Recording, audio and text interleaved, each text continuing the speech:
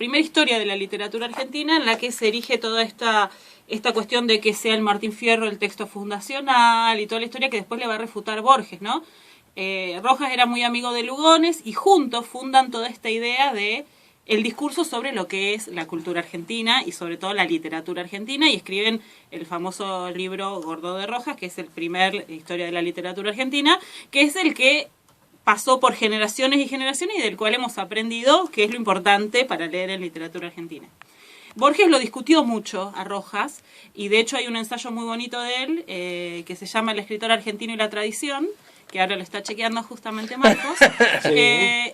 Donde discute esta idea de que para que sea literatura argentina tiene que haber gauchos, pampa, o el famoso color local, que le llaman.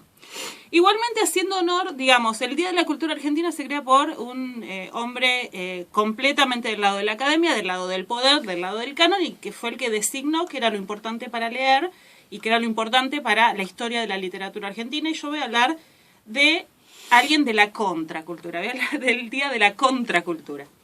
Y precisamente voy a mencionar a un poeta callejero llamado el Poeta de los Muros, que fue Higinio, se llamaba Maltanares, pero más conocido como Cachilo. Se puso Cachilo por el pájaro. ¿Vieron el pájaro? ¿Sí? Este medio barbudito. Bueno, él lo imitaba, este pájaro. De hecho, tenía una larga barba y decía que le tenía confianza a la gente que usaba barba. Cachilo. Había un profesor de gimnasia acá, ¿no? Cachilo. O Cachile. Cachile. Bueno, sigo. En realidad, Cachilo pertenece nuevamente a esta famosa generación del 20. Nació en 1927 en Rosario, una familia tradicional rosarina, fue a una escuela bastante buena, no sé qué, empleado de comercio, de correo, trabajó mucho bien en el correo, como me hace acordar Bukowski, y es recordado por sus compañeros del correo como un dandy, traje, corbata, tenía mucho éxito con las mujeres, era casi un filósofo, decían que era un hombre muy culto. Lito Calfunao. Y bueno, precisamente en un momento, en la década del 70, deja el correo después de varios años de trabajar ahí. Disculpame una pregunta, ¿jubilado o decide dejarlo? No, decide dejar el correo y poner una librería. Pero al poco tiempo se separa de su mujer y decide dejar a su mujer y a sus 4 hijos definitivamente. De hecho, bueno, hay un montón de cosas de Cachilo que quedan en la categoría de mito, que no se comprueban, que no se saben. Pero bueno, deja a esta mujer y según una entrevista que le hacen en una revista en Rosario en el 82, se va a recorrer el mundo, a viajar de distintas maneras, en barco, dice, bueno, toda una historia medio de hacer la vida solo. Y sí, él dice que completamente solo. A su regreso, mediados, casi fines de los 70, se va a Buenos Aires, empieza a trabajar en publicidad. Y dicen que sufre un desengaño amoroso, por lo cual decide volver a Rosario a, entre comillas, dicho por él, vivir la vida de viejo. En Rosario decide irse a vivir a la calle, quedarse con lo mínimo, renunciar al sistema, no buscar más trabajo. Estamos hablando de un hombre que tenía posibilidad de hacer otra cosa y decide ir a vivir a la calle con una gorra y nada más. O sea, se lo conocía porque estaba siempre con una gorra, bueno, con ropa así como vieja, y siempre tenía como una especie de termo donde se preparaba un té que decía que él era un preparado especial. Hay sonrisas acá, pero no es eso. Que le permitía digerir toda la comida que le dieran por ahí. Porque a veces le da claro, de todo, sobras de algunos lugares. Bueno, en el 79 se instala en las calles de Rosario y empiezan a aparecer unas pintadas con tiza. Las características de Cachilo es que es un escritor de grafitis, hace poesía con tiza. O sea que es medio efímera también la poesía que hace. Sí, totalmente. Hay registros fotográficos porque se pasó a ser un mito de la ciudad y de un personaje muy conocido. De hecho, hubo proyectos para declararlo ciudadano ilustre, hay un bar que lleva su nombre. Es todo un personaje en Rosario. ¿No? Y hay también registros de que gente que recopiló lo que él escribía, pero sí era una cosa efímera porque era graffiti con tiza. La cuestión es que 79-80, estoy hablando de plena dictadura militar, aparecen escritos de este tono. Por ejemplo, si los hombres fuesen todos militares, en el mundo no habría paz, tampoco maestros ejemplares. Otro, después de 26 años tenés que predicar el evangelio gratuito, dijo el arzobispado Rosario. Para eso te criaron, creyente sagrado, verdad segura. Si sos comunista te encierran en la alcaidía de jefatura. Otro. Sangre nos da el toro y leche la vaca. Argentino, ¿para qué querés la vida si has perdido la patria? ¿Dónde vas a morir si ya estás muerto en la cloaca? Lo primero que se sospechó que era un grupo militante. Entonces empezaron como a perseguir la cuestión, a ver, investigar, hasta que empiezan a aparecer también escritos de otro tono, más personal, más existencial, y descartan esta idea de grupo, y además el hombre no se ocultaba. ¿Firmaba él las...? Empieza a firmar como Alberto Croto, Alberto Guacho, Alberto Cachilo. Alberto era su segundo nombre. Y finalmente elige el Cachilo y se hace llamar así para siempre, también él en lo personal, ¿sí?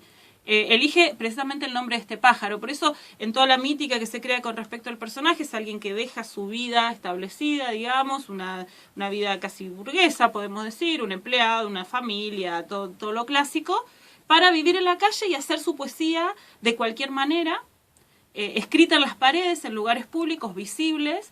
Impactó fuertemente en la cultura del lugar. Y sobre todo en el momento que exactamente, realizaba, ¿no? Hay otra cosa que hacía, por ejemplo, una librería muy conocida de Rosario, donde también hay un cafecito. Él muchas veces iba, tenía muchos comerciantes conocidos que le daban comida, otros le daban tizas precisamente. Eso, bueno, es muy interesante eso, como a algunos les daban tiza, otro comida, qué sé yo, y se iba a tomar un cafecito a esta librería y andaba como con un bloc de notas, también cosas que le regalaban, y escribía y dejaba entre los libros poesías también. Fue como un poeta muy de lo fáctico y muy del lugar.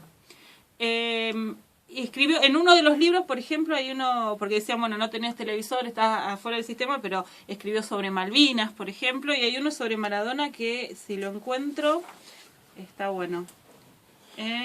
Paloma que tiene arito en oreja izquierda es Maradona. No, tremendo. Eso lo había dejado en un libro, por eso te digo que las recopilaciones de sus poemas están en los papelitos que juntaban en esta librería, en las fotos que sacaron a los muros y toda esa historia. Y me imagino, esto lo estoy, porque hoy buscando los audios trataba de ver de quién se trataba. ¿Hay alguien o algunos que se deben haber encargado en algún momento de registrarlo o publicarlo, o quedó en el...? En realidad... hay un actor, Norberto Campos, que recopiló mucho de su material y editó un libro con esto. Y cuando le fue a decir, él le dijo que no quería ver sus escritos publicados. ¿Lo respetó? No. Le dijo, bueno, le dice, mirá, Cachilo, te vamos a publicar, qué sé yo. No, la verdad que no lo quiero ver publicado. Y bueno, acá es donde cierra el mito, te adelantaste al final. Perdón, no importa, voy y vuelvo, no hay problema. Está buenísima la historia, Él le dice eso y se muere 15 días antes que el libro deje la imprenta. O sea, como diciendo... Si querés una teoría conspirativa, la podemos... Claro. Y lo encuentran muerto en la calle Sarmiento, al 400 más o menos, que es una oficina municipal en Rosario, no sé qué. Un día antes, o una mañana, o sea, en octubre, fue esto, el 4 de octubre del 91 estamos hablando. Encuentran los vecinos esta pintada. No, me la acuerdo de memoria porque no era antes. Cadáver, resto, disculpen si molesto. Ya estaban tan acostumbrados a las pintadas de Cachilo que no le dieron importancia, era otro poema, cuando en el diario sale al otro día que el poeta Lingera apareció muerto precisamente en esa calle. O sea, antes de morir la escribió, la tenía pensada. Su muerte también es, bueno, dicen que es por el frío, por las enfermedades, por lo que se muere un Lingera, digamos. Pero dejó esa poesía también antes de morir, y fue antes de que saliera editado este libro, que fue una cosa muy de pocos, digamos. Tampoco es que se consigue. No es una cosa que se consiga por ahí. Sí se consiguen entrevistas. Bueno, en el 99 se estrenó un documental de Marcos Piazza que se llama Cachilo, el poeta de los muros, donde se ven testimonios de él, porque obviamente fue un personaje muy pintoresco y era un hombre realmente culto, pensante, un filósofo de la vida, y alguien que decidió vivir de esa forma 12 años, los últimos 12 años de su vida. Hay un poema que explica un poco, bueno, esto decían, bueno, dejaste tu vida de comodidad, y hay uno que dice así: criado, empleado, la disciplina siempre te lastima. Y él, o sea, lo hizo carne, se fue a vivir a la calle y así quedó, ¿no? También varios músicos hicieron canciones sobre él, y una que conseguiste, Mauro, que es Trola Coca-Cola, que es de Gonzalo Ávila o algo así, no me acuerdo en este momento el apellido, que está hecha con versos recopilados de Cachilo y también como unidas, obviamente para que tenga coherencia la letra, cuestiones del autor, ¿no es cierto? Pero en sí tiene muchos versos de este poeta callejero. La escuchamos si les parece.